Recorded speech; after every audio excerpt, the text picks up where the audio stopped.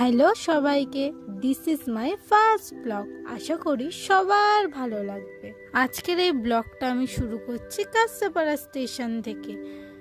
আমরা কাঁসাপাড়া স্টেশন থেকে ট্রেন ধরে কৃষ্ণনগর অবধি এসে আমরা কৃষ্ণনগর স্টেশনে নেমে টোটো করে ফেরিঘাট অবধি এসে ফেরিঘাট পার করে হাঁটতে হাঁটতে ইস্কন মন্দির অবধি গেছি।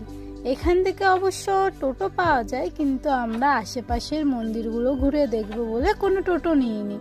বেশ সুন্দর চারপাশের মন্দিরগুলো, ওইগুলো আর ক্যামেরায় ক্যাপচার করা হয়নি।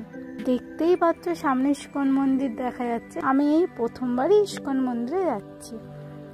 দেখো আমাদের ঢুকতে ঢুকতেই তিলক পরিয়ে দিল, পড়ছি। আর দেখো বোন এবার ফোনের দিকে তাকিয়ে একটু দেখে নিল ওরকে কেমন লাগছে তিলকটা পরে। এবার আমরা মূল মন্দিরের দিকে হাঁটা শুরু করলাম।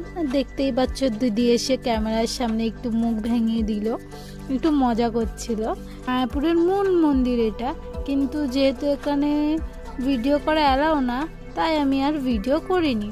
আমরা দুপুরের খাবারটা খেয়েছিলাম গদা ভবন থেকে।